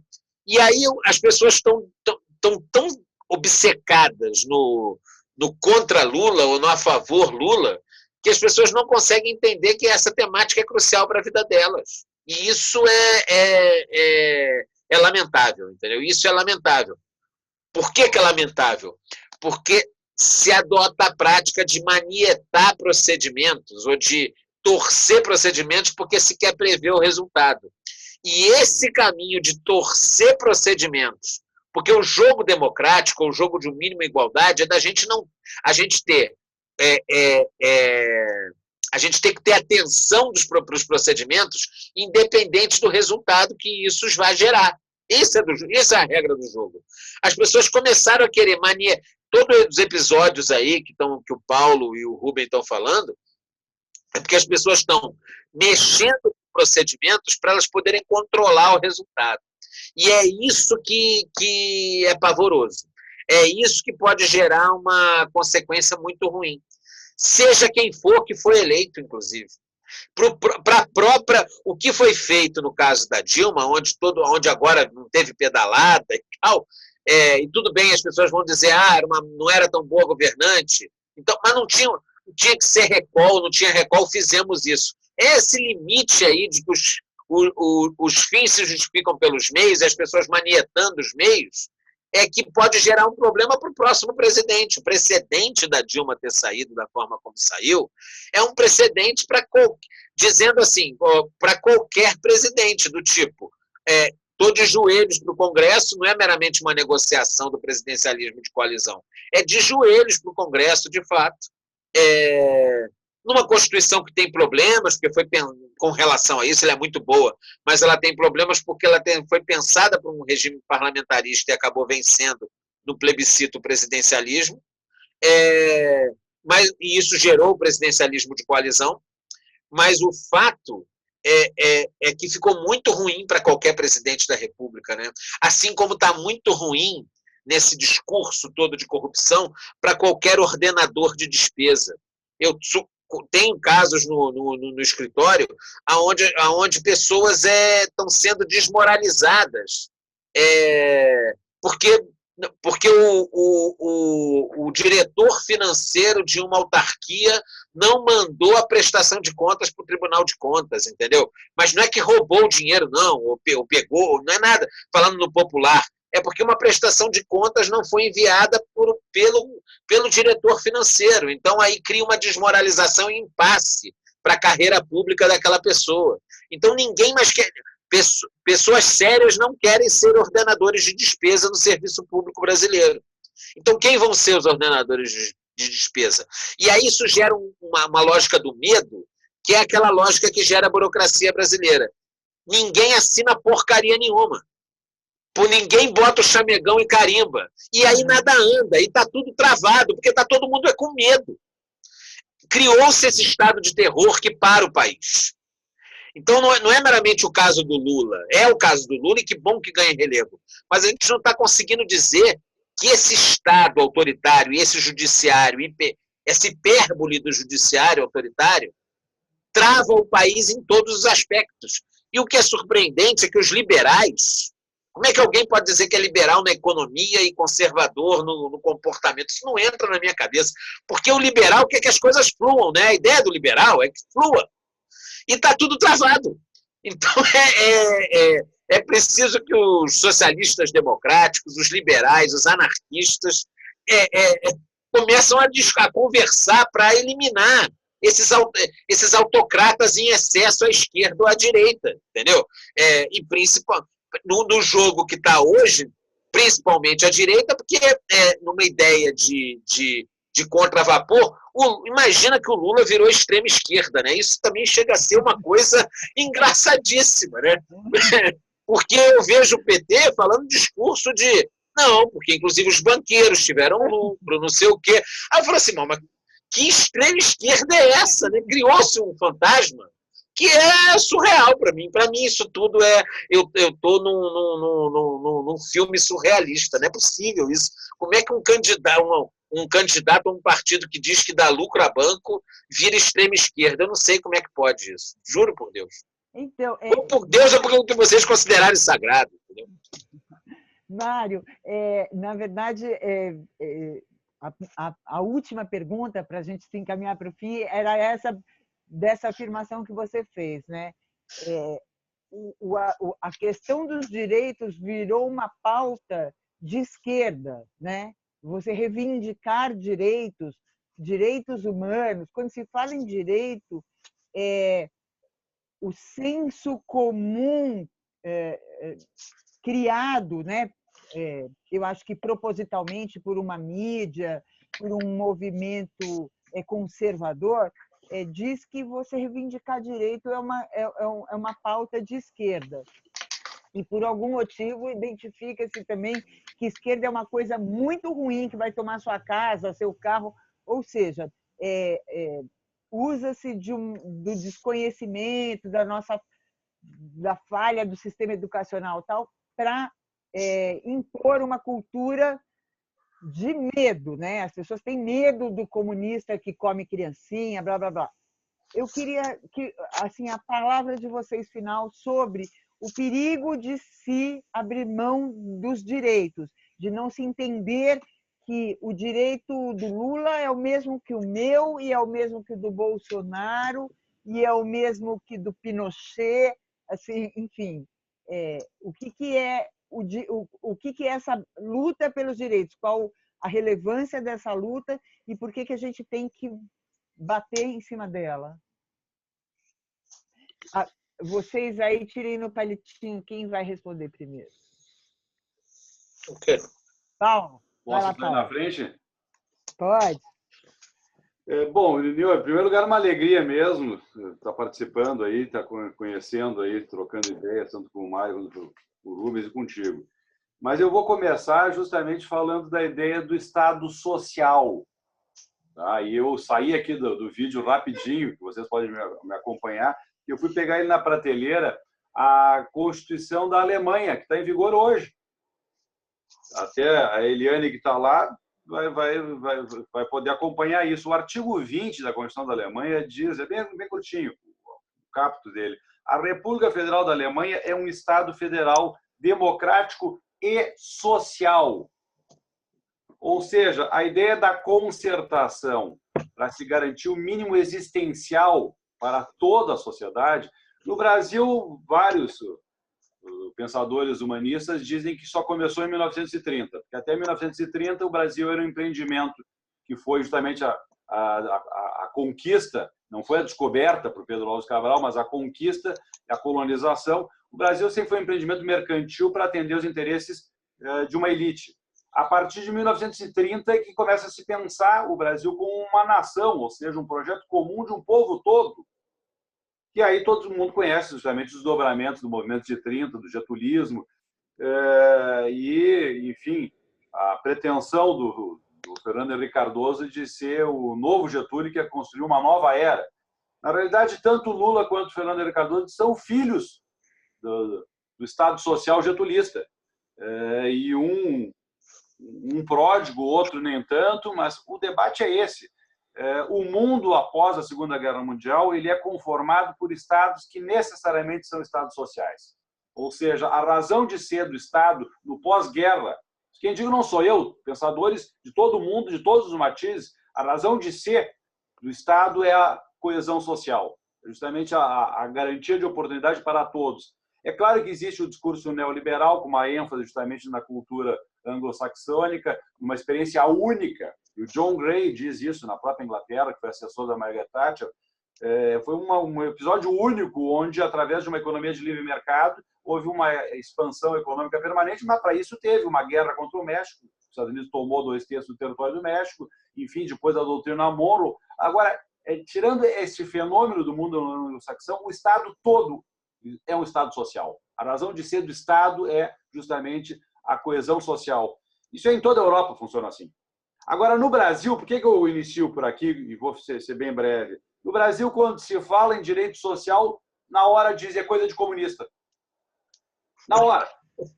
E aí é um debate enviesado, atravessado, onde, na realidade, como eu falei, a ONU, na década de 60, ela, por conta da Guerra Fria, fez um Pacto Internacional de Direitos Civis e Políticos, que é esse em que o Lula está se apegando. E é um debate iluminista. Justamente a ideia dos direitos fundamentais de primeira geração, a liberdade de expressão, de opinião, a liberdade de ir e vir, a garantia de um devido processo. Agora, o outro pacto, justamente porque se olhar a Declaração de Direitos Humanos, que é uma declaração, não era um tratado, lá de 48, ela tinha, ao mesmo tempo, ali direitos de natureza social, que é a ideia do mínimo existencial, é o mínimo imprescindível, mas a ONU fez um outro pacto, que é o Pacto dos Direitos Econômicos, Sociais e Culturais. Ou tudo isso está na nossa Constituição. Eu quero avançar um pouco mais, justamente na linha do que o Mário falava, dizendo que o que ficou pendente na Constituinte de 88 foi justamente o tema da legitimidade do poder, porque não foi uma Constituinte exclusiva e os congressistas tiveram uma Constituição. Não é o problema da medida provisória ou da tendência parlamentarista, não. Ela foi uma Constituinte feita por parlamentares, não foi exclusiva, e eles fizeram questão de blindar-se. Tanto é que, para fazer um plebiscito, um referendo, é o Congresso que tem que autorizar. Quando isso devia estar previsto na Constituição, determinado número de assinaturas, eu quero hoje fazer um plebiscito para que o povo brasileiro decida o que fazer com o pré-sal. Não é o Congresso Nacional que tem que decidir. Então, eu digo isso para dizer o seguinte: nós temos que pontualmente legitimar o poder. Eu acho que, então, o Conselho Nacional de Justiça não pode ter maioria de juízes. Acho que o plebiscito referendo não pode depender de decisão do Congresso Nacional. E nós temos que introduzir o recall. Porque eu queria votar para preservar ou não preservar o mandato da Dilma. Não é o Congresso Nacional que tinha que corromper a Constituição e dizer que houve um crime de responsabilidade onde não houve. E o Mário colocou com muita propriedade. E acho que na América Latina o sistema presidencialista é muito mais adequado. Mas eu queria referir tudo isso. Na fala do Mário, eu me lembrei de uma frase famosa do Rui Barbosa, em 1897, ainda no final do século XIX. Ele dizia o seguinte, que a lei que não protege os nossos adversários não nos protege. Essa é a ideia. Olha, o Rui Barbosa falou do século XIX. Essa é a ideia iluminista essencial que não está sendo respeitada quando são instrumentalizadas as instituições democráticas, as instituições de garantia, como diria o Ferraioli. O papel do judiciário, com certeza, é inovar e aperfeiçoar o direito. Mas existe uma diferença. O político parlamentar, ele diz, eu quero que seja assim, ele pratica um ato de vontade. O juiz, ele não deixa de criar direito. É uma ficção dizer que o juiz não cria direito. Mas o direito que o juiz cria é ao concretizar as leis, ao complementar as lacunas das leis e ao corrigir eventuais distorções. Hoje, desbragadamente, conforme o nome que está na cara do processo, é criado um direito novo. E o Supremo tem feito isso no dia a dia. Imunidade parlamentar já não existe mais no Brasil por conta disso, por conta da atuação do Supremo. Preocupado muito com aquilo que era próprio do regime nazista, ou seja, com a opinião pública, com a legitimidade social. O juiz não tem que se preocupar com a legitimidade social. A legitimidade do juiz está em aplicar uniformemente, coerentemente, a mesma lei para todas as situações que são iguais ou semelhantes. Então, eu digo isso pedindo, por último, licença, sim, nesse contexto em que a legalidade é revolucionária. Eu estou pedindo licença para fazer uma propaganda para a nossa campanha pela democratização da OAB. Nós estamos lançando uma campanha nacional para coletar 1,5 milhão de assinaturas, que é a iniciativa popular. No Brasil, impressionantemente, botaram os parlamentares isso, que precisa de 1% do eleitorado para protocolar um projeto de lei de iniciativa popular. Claro, o Ministério Público usou a sua estrutura e conseguiu protocolar as 10 medidas. O moralismo permitiu fazer a lei da ficha limpa, 1,5 milhão de assinaturas. Mas nós queremos formar consciência. Hoje existe no Brasil quase 1.200.000 advogados, mas os cidadãos em geral podem assinar. Nós estamos querendo apresentar uma proposta de projeto de lei de iniciativa popular para que tenha eleição direta para a direção nacional, para a presidência da OAB e proporcionalidade nos conselhos seccionais. Como é que funciona hoje? Hoje é uma república velha a OAB. No Conselho Seccional aqui do Rio Grande do Sul, votam quase 50 mil advogados. A chapa que, tendo várias chapas, faz uma minoria relativa. Imaginando que há 4 chapas, uma chapa que faz 26% ganha todo o Conselho Seccional, inclusive com a prerrogativa constitucional de indicar representantes de 1/5 dos tribunais. Bom, nós queremos, então, propor a democratização, e aí eu vou colocar aqui justamente a nossa imagem, a primeira frase que diz: o Brasil precisa da OAB e a advocacia precisa de uma entidade democrática para bem servir ao país. Estamos lançando essa campanha, o material, que é o abaixo-assinado, que é o formulário, ele está lá no www.mudaoabrs.com.br. Só clicar lá e vai aparecer o formulário. Basta pegar as assinaturas e botar na caixa postal, que nós temos uma caixa postal para receber as assinaturas. Nosso material tem aqui uma imagem do Abaporu, da Tarsila do Amaral, e no verso a gente coloca as 5 grandes propostas que nós queremos direto. É o voto direto para presidente, proporcionalidade, paridade de gênero, ou seja, as chapas da OAB vão ter que respeitar a igualdade de gêneros, ou seja, mesmo número de homens e mulheres. A estrutura federativa, obviamente, tem que se manter, que é o mesmo número de representantes por estados. E, enfim, a igualdade de meios nas disputas. Por quê? Porque a grande omissa em todo esse debate, em Mário Rubens, tem sido a OAB. A OAB que, enfim, já foi presidida por Raimundo Faoro, que foi aquele que, lá em 1977, quando foi presidente da OAB, ele defendeu a reconstitucionalização do país e foi no mandato dele que foi revogado, no final do mandato dele, o AI-5. Então, esse gaúcho que nos orgulha por ter sido um dos maiores presidentes, talvez o maior icônico presidente que a OAB já teve, ele, hoje, infelizmente, está muito mal sucedido, porque a OAB é uma grande omissa em todo esse debate. O país está derretendo e nós não temos uma instituição que represente a advocacia na defesa da cidadania e da sociedade. Então, muito obrigado e meus cumprimentos, Niobe, pelo teu programa, aí, pelo debate. E Mário e Rubens, é uma alegria participar com vocês aí dessa charla, como a gente diz aqui no Rio Grande do Sul. Vai você, Mário. Pode ser. Não, então, eu acho mesmo que o tema dos direitos humanos está mal colocado, está envezado como se ele fosse de uma facção política. Aqui no Rio de Janeiro, a gente tem o Freixo, que foi um professor em presídio, e acho que isso ficou muito marcado. Para mim, isso até... Eu fui professor, eu cheguei a dar aula para a Marielle, né, lá atrás, Espaço de Favela, aqui no Rio de Janeiro. Então, para mim, eu entendo o quanto essa situação do Rio de Janeiro vai fazer com que os direitos humanos aqui, e aí a partir do Rio de Janeiro, pela própria mídia carioca, que tem uma influência nacional, esse tema é um dos fatores que faz com que esse tema fique marcado, ideologizado, mas a gente precisa ser capaz de ampliar e dizer que essa questão não atinge somente a um segmento da sociedade, ou a uma cor partidária, ou a um candidato.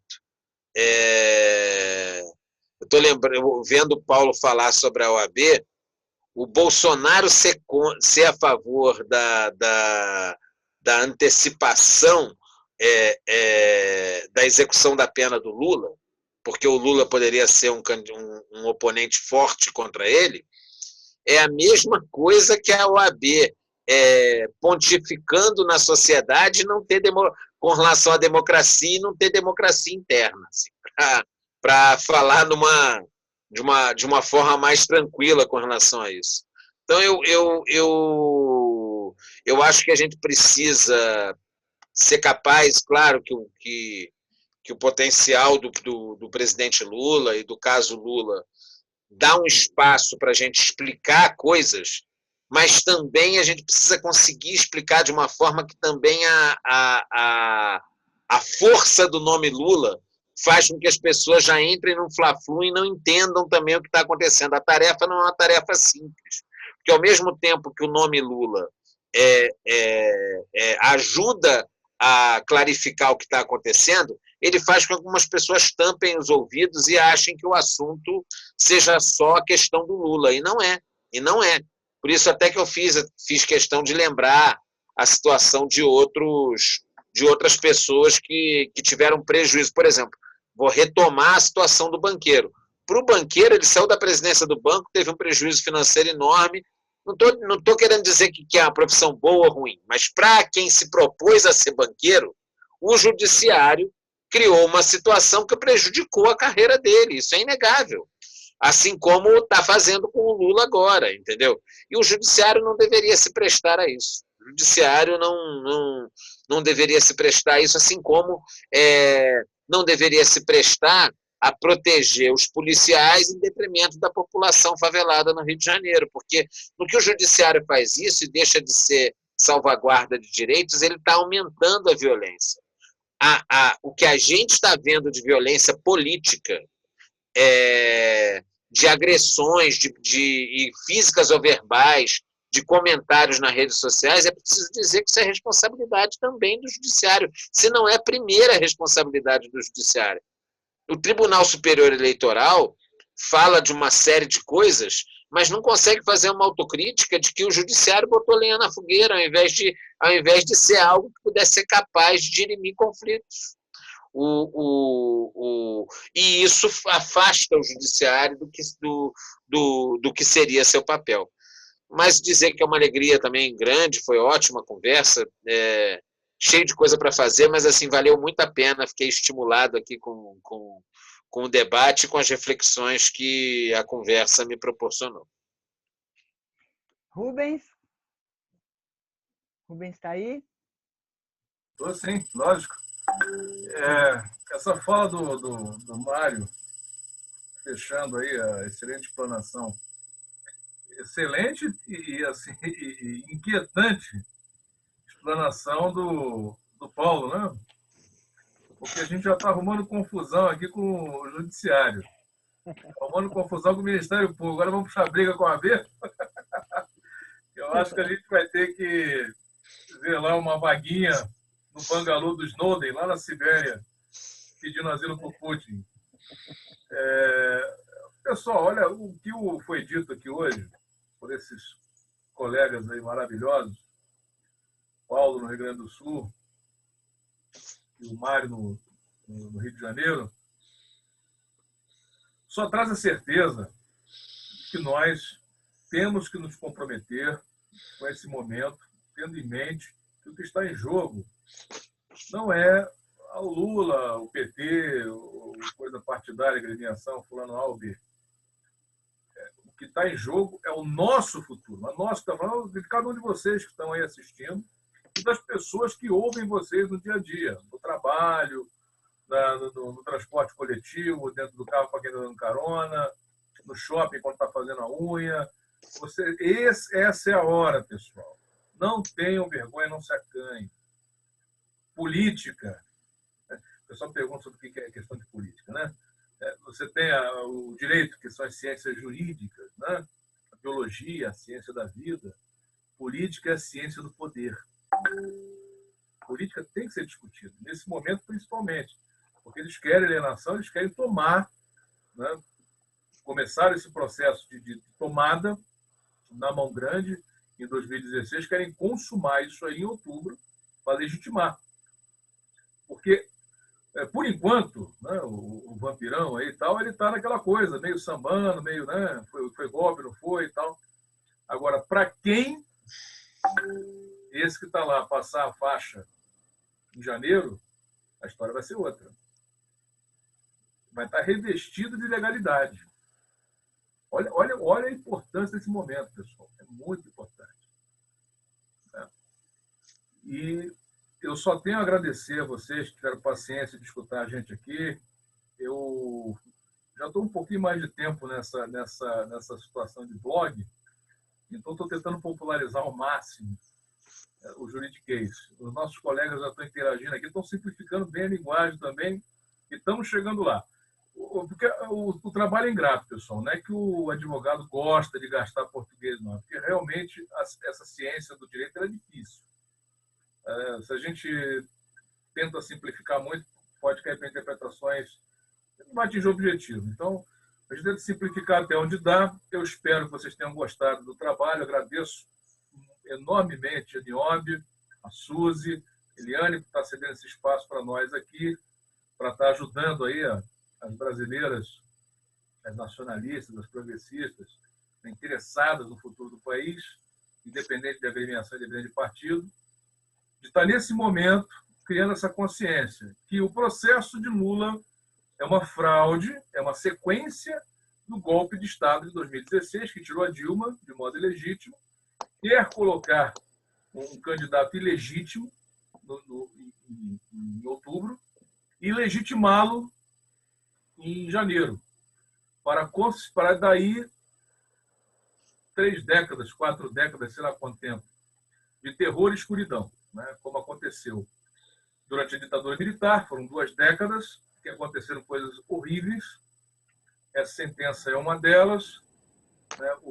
Tem várias, algumas são, a maioria é segredo de justiça, muito sofrimento, muita dor, então não posso veicular aqui, mas uma já exemplifica bem, poderia trazer uma outra aí de Roma. Estou trazendo, não é que eu estou com interesse assim, político na situação, até o que o Mário falou, todos têm direito à defesa, e se vocês forem na minha página do Facebook, vocês vão ver que eu fiz uma defesa para o Bolsonaro. Por quê? Ele não engana ninguém, ele falou claramente para os eleitores dele esse tipo de coisa, de tortura e tal, de matar, carta branca para matar, para a polícia matar e tal. As pessoas que votam nessa proposta sabem exatamente o que está sendo proposto. Não está sendo enganado, não. As pessoas querem isso, até por uma questão de patogenia. Uma doença emocional, as pessoas estão com muita raiva, muita revolta, e acham que, canalizando dessa forma, o Brasil vai chegar a algum lugar, um país de violência, de morte, de tortura. É um absurdo, mas tem gente que quer isso, tá? E as pessoas querem isso.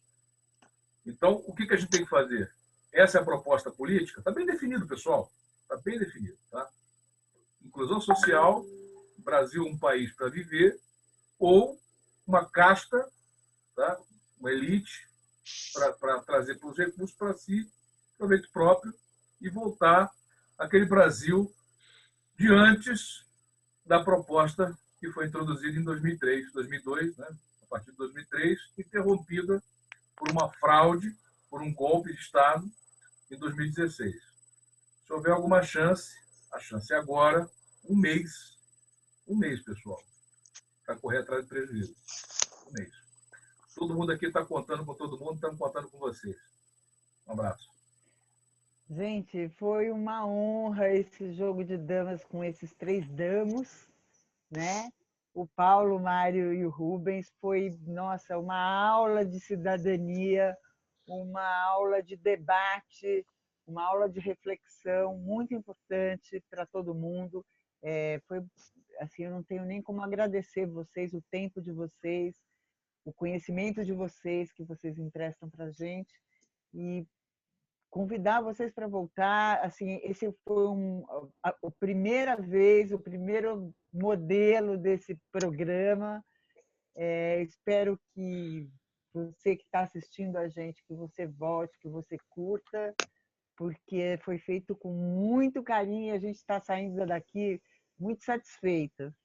Jogo de Damas, por favor, inscrevam-se na nossa página, Jogo de Damas JDD no YouTube, Jogo de Damas no Facebook, Jogo de Damas JDD no Facebook, por enquanto. Em breve a gente vai ter novidade com o site, a gente vai ter Twitter, a gente vai ter outros meios de comunicação, mas a gente queria muito que você viesse com a gente, ajudasse a gente a construir esse espaço de debate, de discussão, de conhecimento.